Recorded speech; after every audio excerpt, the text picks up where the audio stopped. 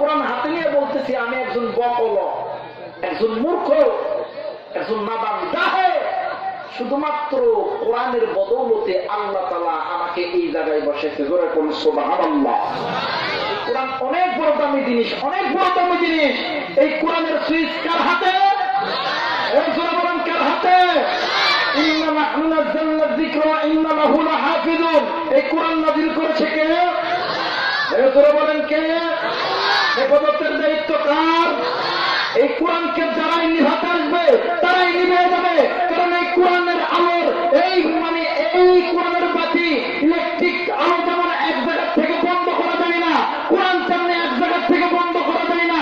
আপনি একজন কোরআনওয়ালাকে আপনি মেরে ফেলবেন, হাজারো কোরআনওয়ালা প্রত্যেক ঘরে ঘরে জন্ম নেবে। কথা বলেন ঠিক কিনা? নারায়ে তাকবীর, নারায়ে তাকবীর, নারায়ে তাকবীর। আল কোরআনের আলো ঘরে ঘরে জানো, নারায়ে তাকবীর। আল্লাহ তাআলা সকলকে তৌফিক দান করুন। জোরে বলেন আমিন। আল্লাহ রাব্বুল আলামিন আবার বলতেছেন, ও নবী, পৃথিবীর জমিনে যারা সম্মানিত এই ব্যক্তিগুলোকে জানায় দাও, এই পৃথিবীর মানুষ যদি দুইটা জিনিসের গুণ অর্জন করতে পারে, আমি আল্লাহর দরবারে অরিজিনাল ভদ্র হয়ে যাবে। জোরে বলুন সুবহানাল্লাহ। কয় নাম্বার ভদ্র হয়ে যাবে? অরিজিনাল। কয় নাম্বার? 1 নাম্বার ভদ্র হয়ে যাবে। বলবেন হুজুর 1 নাম্বার কেমন করে? আল্লাহ তাআলা তাফসীরে জাওয়ানাইরের ভিতরে যেমন করে বলতেছে আমি তেমন করে বলতেছি। আমার আল্লাহ বলেন, বিসমিল্লাহির রাহমানির রাহিম।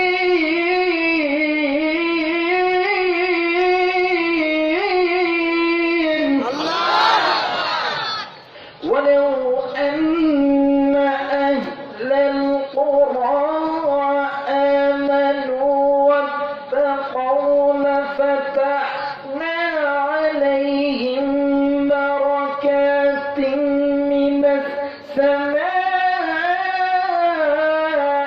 ওয়াল আরদ। যদি কোন দেশের মানুষ দুইটা জিনিসের গুণ অর্জন করে, 1 নাম্বার ঈমান। কথা বলেন কি? জোরে বলেন কি? আর 1 নাম্বার তাকওয়া। কথা বলেন কি? তাকওয়া। ঈমানের রাস্তায় যারাই থাকবে, যারা ঈমান আনবে, এদেরকে পরীক্ষা দিতেই হবে। কথা বলেন ঠিক কিনা?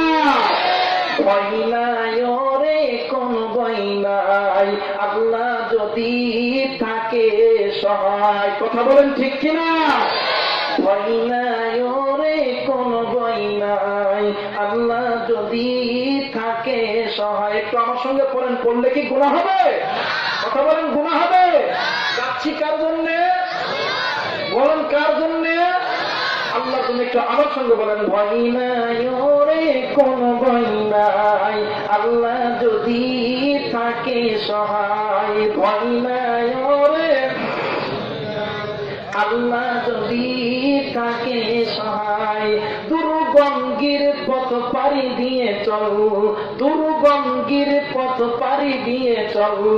ভয় নাই রে, কোন ভয় নাই। বলেন ভয় নাই রে, আল্লাহ যদি থাকে সহায়। নারায়ে তাকবীর। যুগে যুগে ইতিহাস লেখা দেখা যায়, আল্লাহর পথে যারা কাজ করে যায়। কথা বলেন ঠিক কিনা? দেখবেন আল্লাহর পথে থাকলে কখনো আপনার অসুস্থতা দিয়ে আল্লাহ পরীক্ষা করবে। কথা বলেন ঠিক কিনা? আবার দেখবেন কখনো ধন কেড়ে নিয়ে আপনাদের পরীক্ষা করবে, কখনো ইজ্জত দিয়ে আল্লাহ পরীক্ষা করবে, কখনো ইজ্জত ছিনে নিয়ে আল্লাহ পরীক্ষা করবে। কথা বলেন ঠিক কিনা? আরো জোরে বলেন ঠিক কিনা? যুগে যুগে ইতিহাস লেখা দেখা যায়, আল্লাহর পথে যারা কাজ করে যায়, বিনা পরীক্ষাতে পাস নাই হাই, বিনা পরীক্ষাতে পাস নাই হাই। ভয় নাই রে, কোন ভয় নাই, আল্লাহ যদি থাকে সহায়। কথা বলেন ঠিক কিনা? দেখবেন এই পরীক্ষা দিয়েছিল এই বাংলার জমিনে সবচেয়ে সিংহ পুরুষ মুফতি আমিনুর রহমাতুল্লাহ আলাইহি। এই কোরআনের পরীক্ষা দিয়েছিল, আল্লাহর রাস্তায় পরীক্ষা দিয়েছিল শামসুল হক ফরিদপুরি রহমাতুল্লাহ আলাইহি। আল্লাহর রাস্তায় পরীক্ষা দিয়েছিল শাইখুল হাদিস আল্লামা আজিজুল হক রহমাতুল্লাহ কোটি মানুষের প্রাণ আল্লামা দেওয়ার হোসেন সাইদি কোরআনের পক্ষে থাকলে ইজ্জত বাড়াবে কে? আমরা কোরআনের পথে এক না দুই, এক না দুই। আল্লাহর পথে পরীক্ষা দিতে পারিয়া মৃত্যু যদি চলে আসে, মাকে যদি হারাইতে হয়, বাবাকে যদি হারাইতে হয়, সম্পদ যদি বিলীন করতে হয়, আমি রাজি আছি, আপনারা রাজি আছেন কি? একটা হাত তুলে দেখা। আল্লাহ তাআলা কবুল করুক। বলেন আমিন। আরো জোরে বলেন আমিন। কথা বলেন, জমিনের মালিক কে? জমিনের মালিক কে? আসমানের মালিক কে? গাছপালা তরুলতার মালিক কে?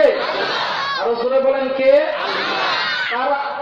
কার আওয়াজে সূর্য ওঠে? জোরে বলেন কার আওয়াজে? তবে কার আওয়াজে?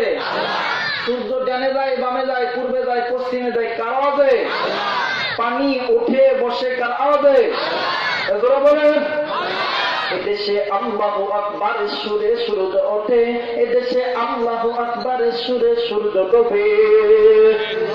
যারা কথা কইব না মনে করবো যেটা ওই গ্রুপের লোক, মুসলমান না। কথা বলেন ঠিক কিনা? এই জ্ঞানবর্ণ যারা করবেন, যারা কথা কইব না মনে করবেন যেটা ওই গ্রুপের লোক। কথা বলেন ঠিক কিনা? এদেশে আল্লাহু আকবারের সুরে সূর্য ওঠে, এদেশে আল্লাহু আকবারের সুরে সূর্য ডোবে। এদেশের পথে ঘাটে, এদেশের বাজার হাটে, এদেশের বন্দে গ্রামে খোদার নামের তাসবিহ হাতে, কত পীর আউলিয়াদের অশ্রু ঝরে গভীর রাতে। এদেশের শিকড় তলায় দিল্লি তো বা ওয়াশিংটনে, এদেশের শিকড় দামি ছড়ে আছে দূর আরবে। এদেশে আল্লাহু আকবারের সুরে সূর্য ওঠে, এদেশে আল্লাহু আকবারের সুরে সূর্য ডোবে। আমরা এই হক কথা বলার কারণে সমস্যা হবে? কথা বলেন সমস্যা হবে? আমরা দুনিয়ার কোন মানুষের কোন কথা বলবো না, যা বলবো কার কথা? জোরে বলেন কার কথা? আমি কোন রাজনৈতিক দলের বক্তা নই, আমি কোন রাজনৈতিক দলের বক্তব্য দেওয়ার জন্য আসি নাই। যা বলবো this is the god is lecture, সবটাই কোরআন এবং হাদিস থেকে। কথা বলেন ঠিক কিনা? জোরে বলেন ঠিক কিনা? নারে তাকবীর, নারে তাকবীর। এক নম্বর ঈমানের গুণ অর্জন করতে হবে। কথা বলেন কিসের গুণ? আরো জোরে বলেন কিসের গুণ? দ্বিতীয় নাম্বার তাকওয়া। কথা বলেন দ্বিতীয় নম্বর কি?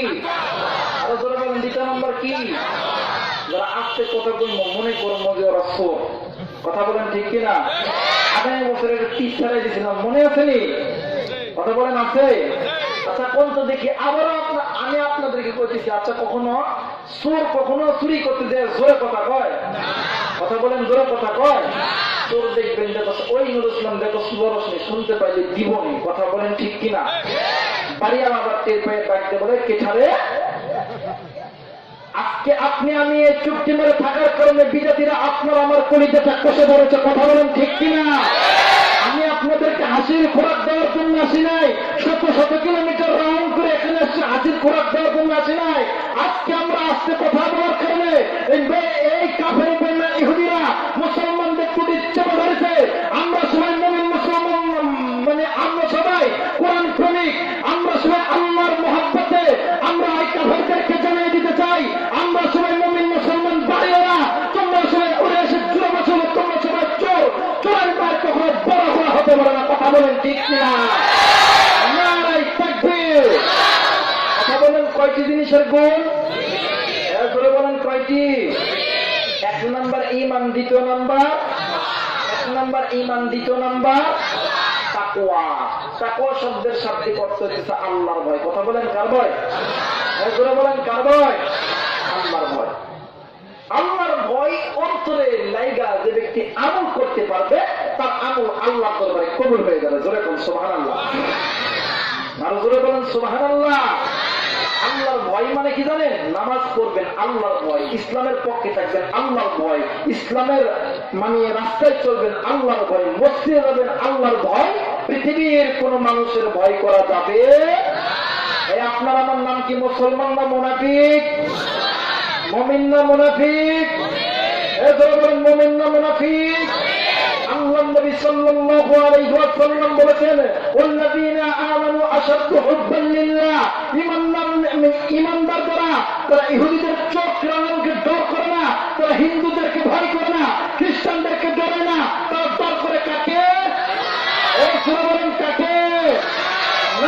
তাকবীর, নারায়ে তাকবীর। আমি কিন্তু ওয়াজ শুরু করি নাই, আমি শুধুমাত্র হাত দিতেছি। কথা বলেন ঠিক কিনা? আরো জোরে বলেন ঠিক কিনা? এই আমলগুলো যে আপনি আমি ঈমান আনার পরে, যে ঈমান আনার পরে আমল যে করব, এই আমলের ভিতরে ঢুকতে গেলে আপনার আমার কি কি করণীয়? কথা বলেন দরকার আছে না? কথা বলেন আছে না? আমার আল্লাহ বলতেছেন, ইয়া আইয়ুহাল্লাযীনা আমানু দুখুলু ফিস-সিলমি কাফা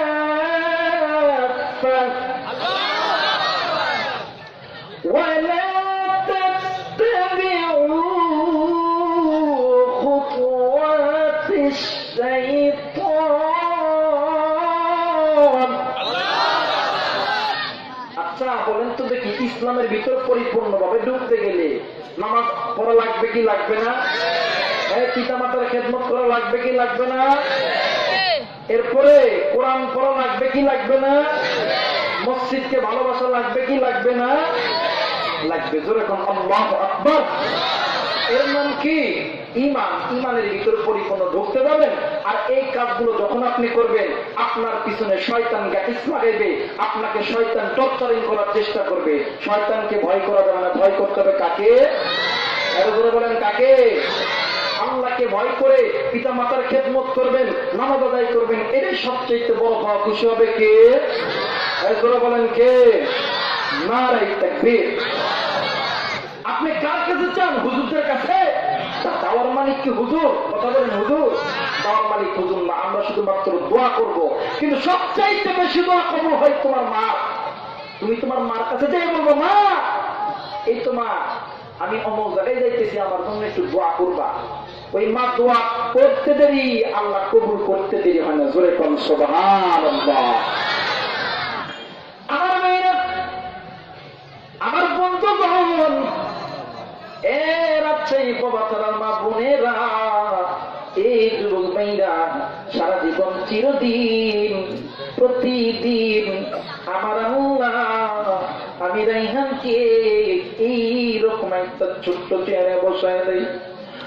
মুসলমান ভাইরা, আমার বন্ধুগণ, এলিমের কোন দূর নাই রে ভাই।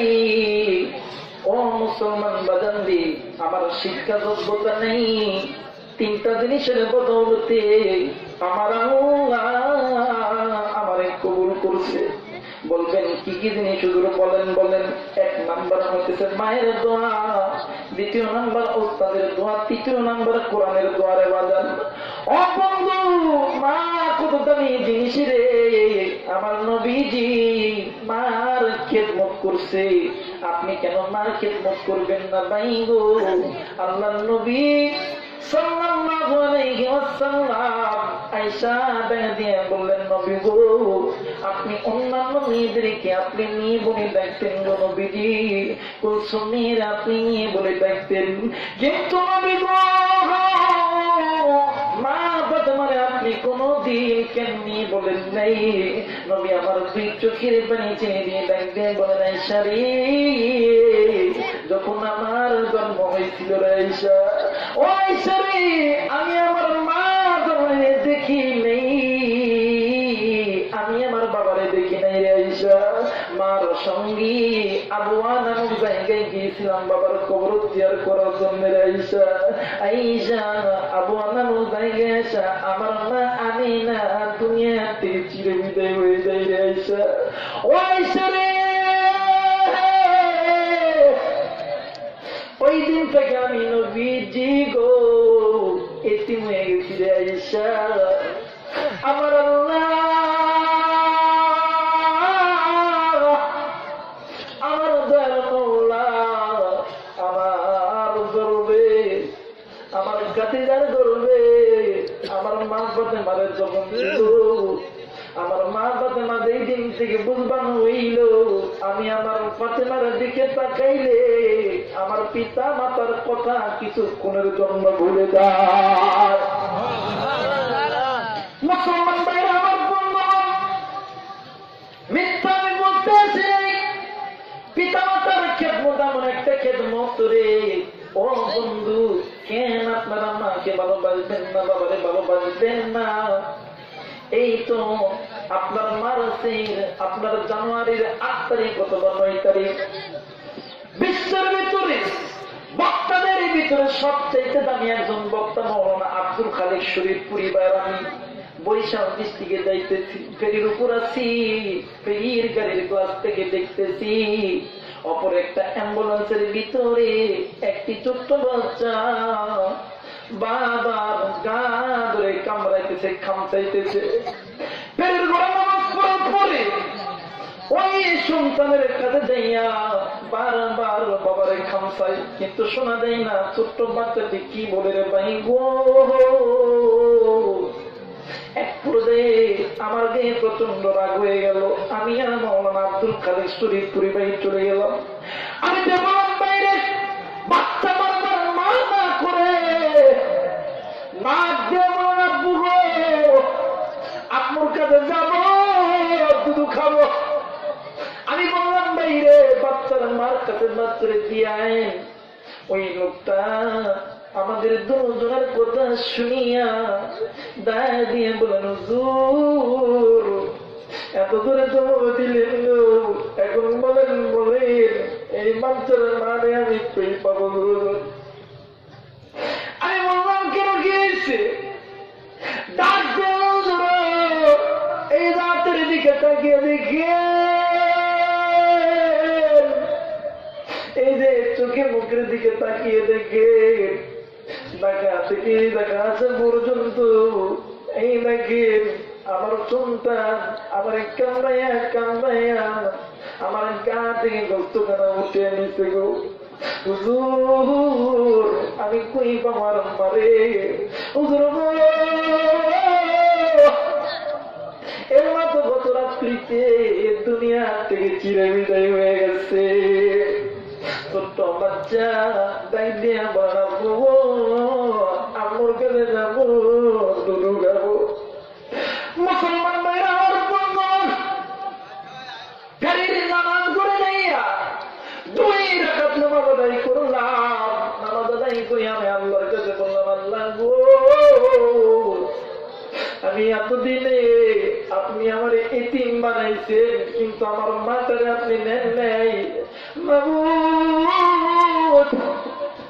আপনি আমার মা জননীর আয়াত আপনি মওলা বৃদ্ধি করে দেন। এই মুসলমান ভাইরে আগুন কারা মার সঙ্গে উপ শব্দ করে আচরণ করছো, খারাপ কথা বলছো, মায়ের পড়তেই গেছে রে ভাই। তোমার চাকরি হয় না, তোমার টাকা হয় না, তোমার পয়সা হয় না, কারণ কি রাসূল আরবি সাল্লাল্লাহু আলাইহি ওয়াসাল্লাম মদিনা ভিতরে সমস্ত সাহাবীদেরকে ডাক দিয়ে বললেন, সাহাবীরা রে আমি নবী একটা ওসিয়ত কইরা গেলাম, যদি কোনো সন্তান তার মার সাথে 5টা জিনিস নিয়ে কোনো দ্বন্দ্ব না করে আমার মালিক ডাকতে হয় আল্লাহ, এরপরে ডাকতে হয় আল্লাহ, আমার মালিক আমার আল্লাহ আমার মাওলা ওই সন্তানের দুনিয়া জান্নাত বানাইবি, আখিরাত আমার আল্লাহ জান্নাত বানাইবে। মুসলমান বাজার এই কারণে বলতেছি পিতা মাতার খেদমত করতে হবে রে বাবা। ইসলামের ভিতরে ঢুকতে গেলে পিতা মাতার খেদমত করা লাগবে কি লাগবে না? বলেন লাগবে কি লাগবে না? মুসলমান ভাই আমার বন্ধুগণ, রাসূল আরবি সাল্লাল্লাহু আলাইহি ওয়াসাল্লাম নিজেই ডাক দিয়ে বললেন, ও সাহাবী আমি আজকে ঈদের দিন আমি আজকে কুরবানি করবো। রাহমাতুল লিল আলামিন রাসূল আরবি কুরবানি করার জন্য ভাই হাদিস শরীফ থেকে হাদিস খানা বলতেছি রে বাবা। রাসূল আরবি সাল্লাল্লাহু আলাইহি ওয়াসাল্লাম যখন যাইতেছে হঠাৎ ঘুরে নজর করে তাকিয়ে দেখে একজন মহিলা রাসূলের দিকে আগায় আসতেছে। রাহমাতুল লিল আলামিন ওই মহিলাটির দিকে চোখটা পাকার পরে আপনার আমার জানের জান পরাণের পরাণ নবী মুহাম্মদ চিনার পাখরি খুলে ওই মহিলার পায়ের নিচে পাড়াইছে, জোরে কোন সুবহানাল্লাহ। কালেমা লা ইলাহা ইল্লাল্লাহ, লা ইলাহা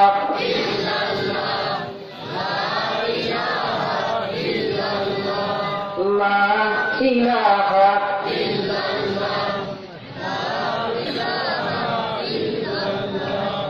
লা ইলাহা ইল্লাল্লাহ, লা ইলাহা ভাইজান নামাজ রোজা ছাড়ব না, বলেন নামাজ রোজা ছাড়ব না, হায় হায় বাবা মার খিদমত ভুলব না, নবীর সুন্নাত ছাড়ব না ভাই, নবীর সুন্নাত ছাড়ব না ভাই, নবীর হাদিস ভুলব না, লা ইলাহা জোরে লা ইলাহা জোরে লা ইলাহা লা ইলাহা ইল্লাল্লাহু মুহাম্মাদুর রাসূলুল্লাহ। সকলে পড়েন আল্লাহু আকবার, এরপরে বলেন আল্লাহু আকবার। বলেন তো দেখি, ইসলামের ভিতর পরিপূর্ণভাবে ঢোকার পরে আমরা যদি নামাজ না পড়ি, রোজা না করি, পিতা মাতার খেদমত যদি না করি, আপনার আমার কোথায় ঠিকানাটা কোথায় হবে? এই ধরে বলেন ঠিকানাটা কোথায় হবে? এই দুনিয়াটা আল্লাহ তাআলা আপনার আমার জন্য দুনিয়াটা জান্নাত বানাইছে। এই দুনিয়াতে যে বান্দা বান্দি সুন্দর জীবন যাপন করবে, আল্লাহ তাআলা রে তার জন্য আখিরাতের ময়দানে বড় জান্নাত দান করবে। আমার আল্লাহ বলেন, ওয়ালিমান খাফা মাকাম রাব্বিহি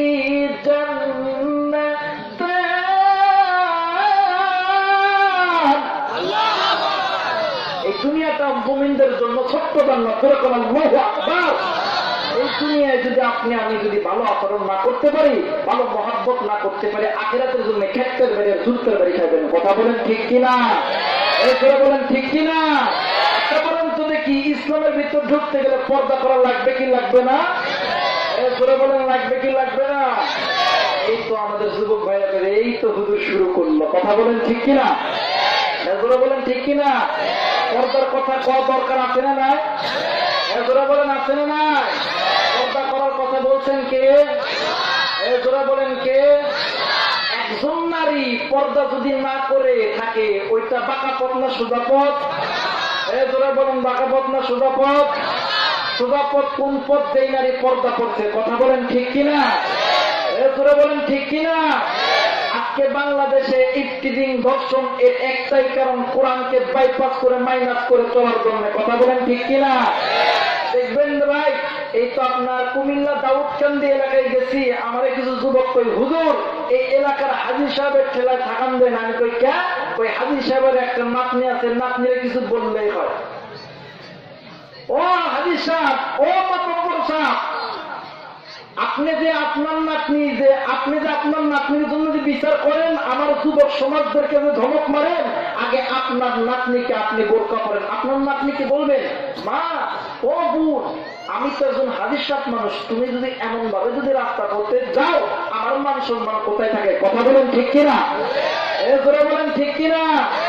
তার করে না, দেখবেন হাদিস সাহেবের যে বেটার বউ পড়বে একটা হিজাব, আর যে নাতনি আছে ওই নাতনি এমন কিছু একটা পড়াইবে, দেখবেন হিমালয়ের পর্বত পর্যন্ত দেখা যায়। কথা বলেন ঠিক কিনা? এগুলো বলেন ঠিক কিনা? এগুলো ইসলামে আছে? এগুলো বলেন আছে? আল্লাহ বলছেন, অপর্ণা ফি বুইতিকুন্না ওয়ালা তাবাররুজুনা তাবাররুজাল জাহিলিয়াতিল উলা। কথাটা কার? এগুলো বলেন কার? আল্লাহ। আল্লাহ বলছে, ও নারীরা, তোমাদেরকে আমি আল্লাহ ফাতেমার সঙ্গে জান্নাত দিব, সোনাইয়ের সঙ্গে জান্নাত দিব, কিন্তু তোমরা একটা জিনিস তোমরা মেনে চলবা, তোমরা জাহিরি যুগের নারীদের মতন তোমরা সেজ্জা গুজ্জা, তোমরা বেহায়াপনার মতন যায় না। গেলে তোমার ওই বেহায়াপনা সাজার জন্য আমি আল্লাহদের বান্দাদেরকে তৈরি করছি, বান্দার ঈমান নষ্ট হয়ে যাবে। এই কারণে তোমরা পর্দার ভিতর থাকো, সাজাও কিন্তু সুন্নাত। কথা বলেন ঠিক কিনা? সাজা কি? এগুলো বলেন সাজা কি? সাজবে কার কাছে? কথা বলেন কার কাছে? স্বামীর কাছে। আমার এক বন্ধু আমার সাথে গল্প করে, আরে রায়ান, আমি কই কি রে ভাই? কই খুব টেনশন আছে। আমি কই কে? কই এত টাকা রোজগার করি, পুলিশের চাকরি করে এত টাকা রোজগার করি, এই মরার ঘরের মরারে প্রত্যেকদিন কত দামি দামি কসমেটিক্স কিনে দিই, কিন্তু মগির ঘরের মগি আমার কাছে যখন আসে দেখবি মানে দেখি সব সময় খেলে নোংরা যুক্ত কাপড় পরে আসে, আর বাহিরে গেলে তারা কাপড়ের ঠিক নাই। কথা বলেন ঠিক কিনা? এই এমন মেয়ে আছে না নাই? কথা বলেন আছে না নাই? রাস্তার দুই ধারে সিনেমা হলের পরে শরীরটা খালি করে, ওড়না কাপড় নাই মাথাতে, জাকাতের কাপড়টা ওকে দিয়ে দে। কথা বলেন ঠিক কিনা? রাস্তার দুই ধারে সিনেমা হলের পরে শরীরটা খালি করে, ওড়না কাপড় নাই মাথাতে, জাকাতের কাপড়টা ওকে দিয়ে দে। দেখেন না, আজকে যাইতেছে বিশ্ব আন্তর্জাতিক লুচ্চা দিবস। কথা বলেন ঠিক কিনা? এরপরে বলেন ঠিক কিনা? দেখেন না মিয়া, আমি আজ সকালবেলা জয়পুরহাট শহরে ঢুকে দেখতেছি একটা ভ্যানে গাড়ি নাই মানে ট্রেন ধরার লাগে এক জায়গায় দাঁড়াইয়া থেকে রিক্সায় উঠছি, তো রিক্সার সামনে দিয়া দেখতেছি 15-20টা গোলাপ ফুল। আমি কই ভাই কারণ কি? কই জানেন না ওদের আজকে 14 ফেব্রুয়ারি। কথা বলেন কি বেরি? বলেন কি বেরি? ফেব্রুয়ারি। দেখবেন এদের দ্বারা রাস্তা পথে যাওয়া অনেক অসম্ভব, তারাই জানা। কথা বলেন ঠিক কিনা? আগের যুগে দেশি মুরগি চিনেন না আপনারা? দেশি মুরগি চিনেন না? দেশি মুরগি কিন্তু খুব মজা খাইতে। কথা বলেন ঠিক কিনা? হাড্ডি কি ভাঙন যায়? কথা বলেন ভাঙন যায়? কখনোই ভাঙতে পারবে না। দেখবেন আগেকার দেশি মুরগিকে ধরতে গেলে কথা বলেন ঠিক কিনা? এই যুবক কথা বলেন ঠিক কিনা? আমার বাংলাদেশের যুবকদের চরিত্র ফুলের চেয়ে পবিত্র। কথা বলেন ঠিক কিনা? এই যুবক তুমিও করিস না, আমিও করি না। এই কারণে আমাদের যুব সমাজদেরকে যদি কেউ কথা কয় আমার কলেজের ভিতরে আগুন ধরে যায়। এই যুবক তুমি তো আছো আমার পক্ষে? কথা বলেন আছে তো? দেখবেন দেশি মুরগি ধরতে গেলে ধরসকে। আর পোল্ট্রি মুরগি বোঝেন না? আসেনি? কথা বলেন আসেনি? ঠিক আছে কথা বলেন ঠিক কিনা?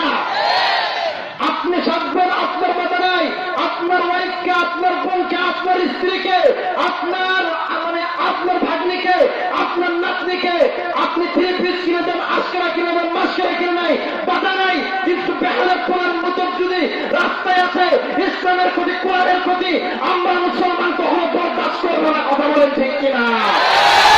14 ফেব্রুয়ারির জায়গায় ভাবছেন যে এই দেশের সন্তানগুলো ভালো হয়েছে? কথা বলেন ভালো হয়েছে? এমিয়া দেখতেছি এই গাড়ির ভিতরে যাচ্ছে আর এমনি ড্রাক মনে পেরে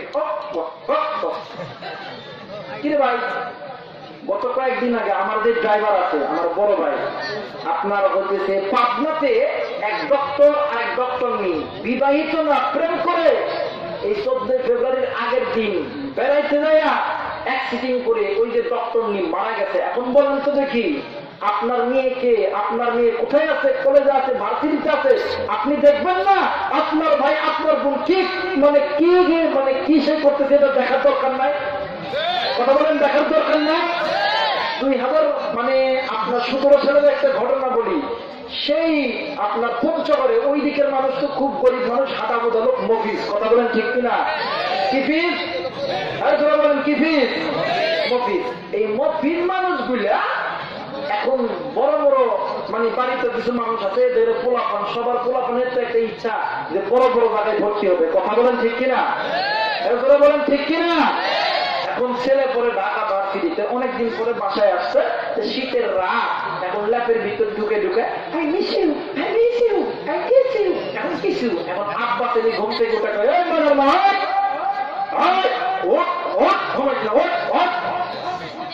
কি হয়েছে এত রাত্রে ডাকো কেন? কয় আচ্ছা গোয়ালে যে দুধ দেয় এই দুধ কে খায়? কই কেন? রুনি খাই, মুনি খাই, তুমি খাও, আমি খাও। একরাম খায়। কই কাল থেকে গোয়ালে যা দুধ দিব ওই দুধ আর কাউরে দিবি না, একরামরে দিবি। কই কে? কই দেখোস না আমার শোনা এই শীতের বেলা নাকের ভিতরে ইংলিশ করতেছে, কথা বলেন ঠিক কিনা? বলেন ঠিক কিনা? আপনার ভাই আপনার বোন বাহিরে লেখাপড়া করতেছে, আপনি কাজ করে আপনি ভ্যান চালায়া নিজের রক্ত খাবার পয়সা দিয়ে লেখাপড়া করতেছেন, আপনার তদারকি করা ফরজ। আপনার বোন আপনার ভাই ভার্সিটিতে স্কুলে কি করতেছে, কথা বলেন ঠিক কিনা? আপনার তদারকির কারণে আপনার বোন আপনার ভাই যদি জাহান্নামের ভিতর চলে যায়, আপনার বোনের সঙ্গে আপনার ভাইয়ের সঙ্গে আপনারও যাইতে হবে, কথা বলেন ঠিক কিনা? হযরত ফাতেমা আদর্শ ছিল কি ছিল না? কথা বলেন ছিল কি ছিল না? আদর্শের ভিতরে ছিল হযরত মা ফাতেমা রাদিয়াল্লাহু তাআলা আনহা। তিনার যে আদর্শ, এই আদর্শের মতন যদি আমাদের মা বোনেরা যদি চলে, আল্লাহ তাআলা তাদেরকে হযরত ফাতেমার দরজা দিয়ে দিবে। জোরে বলেন সুবহানাল্লাহ, জোরে বলেন সুবহানাল্লাহ। হযরত ফাতেমা গত বছরে এই জায়গায় একটা জিনিস আটকে রাখছিলেন। হযরত মা ফাতেমা কি স্বপ্ন দেখছিল, এই স্বপ্নের কথা আজকে আমি আপনাদের কাছে উদ্ভাসন করবো। শুনতে রাজি আছেন?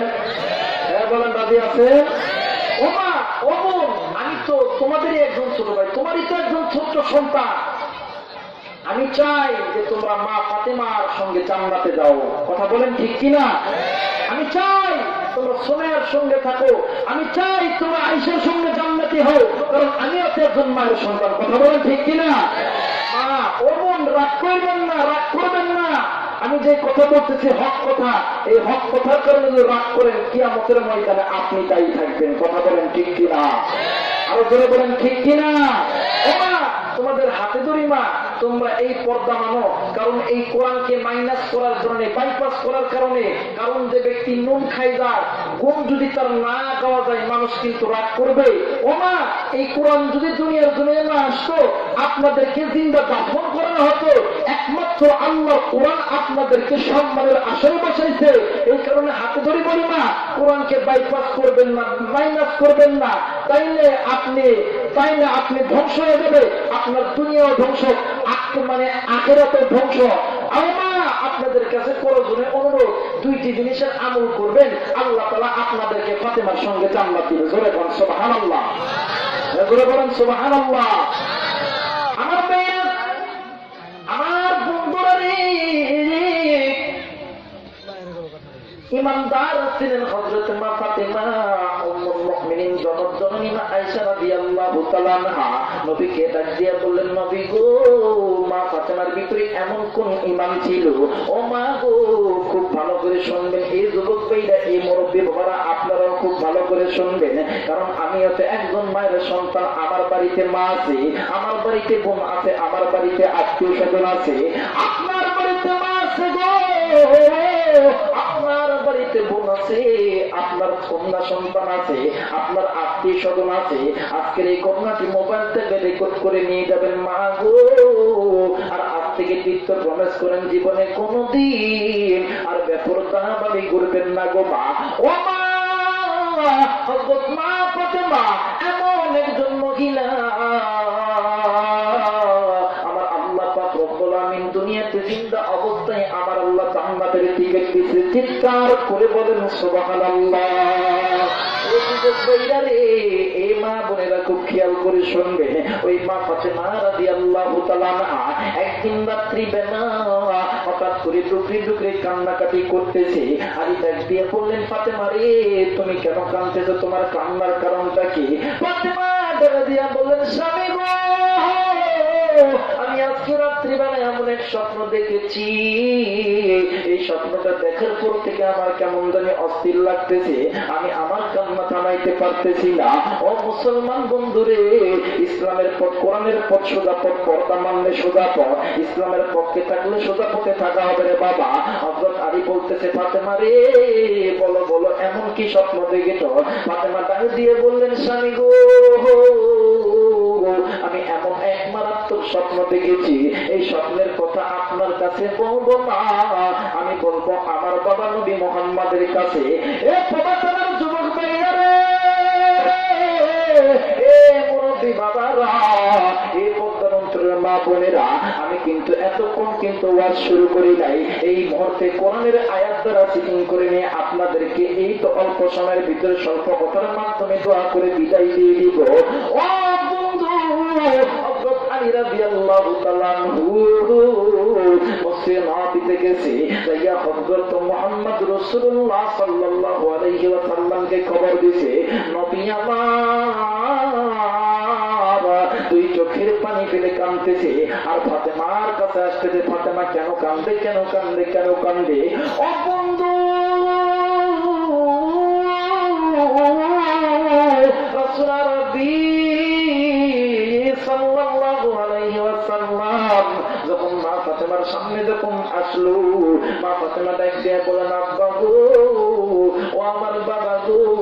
আল্লাহ নবী ডাক দিয়ে বলেন, ফাতেমা তুমি কাঁদতেছো, তোমার কান্নার কারণটা কি? ফাতেমা ডাক দিয়ে বলেন, আব্বা গো, আমি যখন রাত্রিবেলা ঘুমাইয়া যাই, আমি নজর করে স্বপ্নে দেখতেছি আমি পশ্চিম দিক হয়ে বসে আছি। আব্বা, আব্বা গো, হঠাৎ করে পশ্চিম এবং দক্ষিণ কর্নার থেকে হালকা একটা বাতাস আসিয়া গো, আমি ফাতেমার মাথার কাপড়খানা পইরা গেছে, আমি ওই কারণে কাঁদতেছি। নবী আমার ডুকরে ডুকরে কান্দে, মা ফাতেমা ডুকরে ডুকরে কান্দে। এ রাজশাহীর মা বোনেরা, এই যুবক ভাইরা, এই মুরব্বী বাবারা, মোবাইল থাকলে আবার বলতেছি রেকর্ড করে নিয়ে যান। ও বন্ধু, ও মা বোনেরা, আমরা